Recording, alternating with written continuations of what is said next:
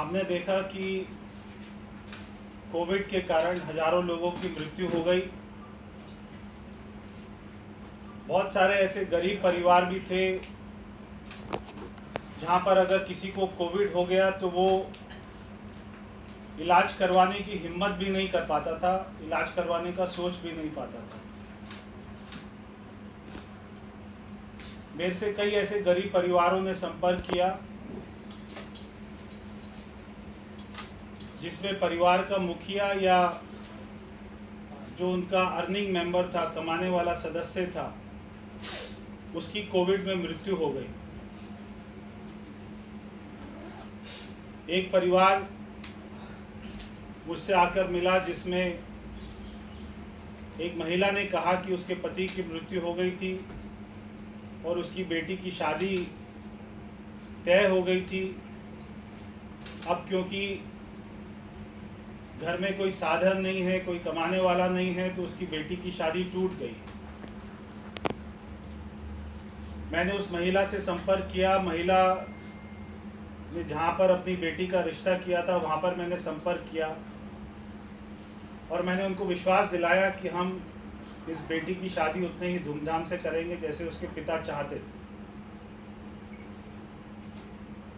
मैं समझता हूँ दिल्ली में ऐसे सैकड़ों परिवार होंगे, हजारों परिवार हो सकते हैं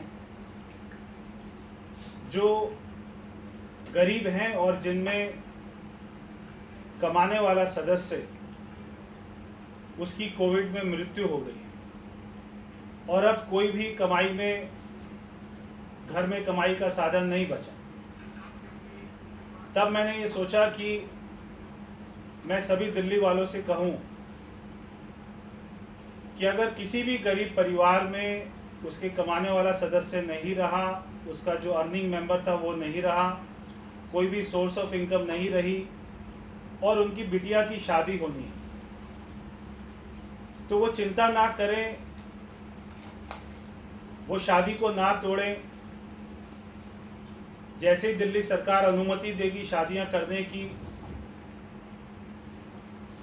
मैं ये घोषणा करता हूं कि मैं उन सारी बेटियों की शादी मेरे खर्चे पर कराऊंगा।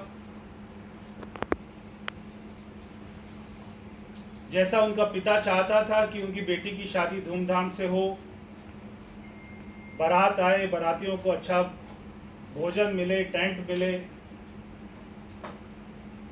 वो सारा खर्चा मैं उठाऊंगा। और अगर घर में कोई बड़ा सदस्य नहीं है तो उस बेटी का कन्यादान भी मैं करूंगा। और इतना ही नहीं, क्योंकि हम देखते हैं कि जब बच्चा अनाथ हो जाता है, बच्चा लवारिस हो जाता है, तो उसका,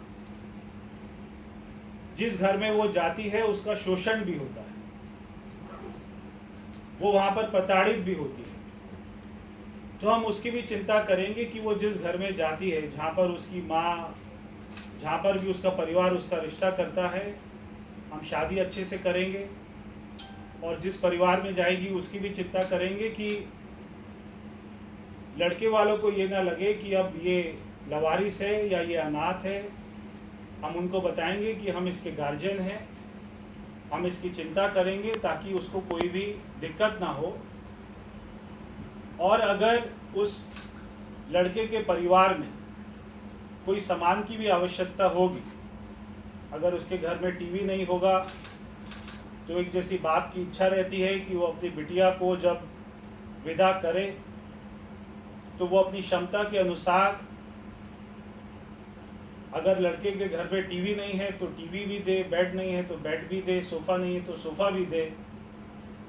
अगर लड़का मांग करता है तो हम नहीं देंगे, मगर अगर उस लड़के के परिवार में ऐसी आवश्यकता है या हमको लगेगा कि लड़की के नाम पर कोई एफडी करानी पड़ेगी, या वो लड़की अगर हमसे कहेगी कि हमें इस घर में एक टीवी चाहिए, बेड चाहिए, सोफ़ा चाहिए, बर्तन चाहिए, प्रेस चाहिए, वो सारा सामान की भी हम उसको आपूर्ति कराएंगे।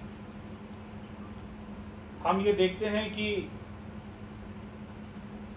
कोई भी सरकार अभी तक इसके बारे में आगे नहीं आई है कि वो ऐसे बच्चों की चिंता करे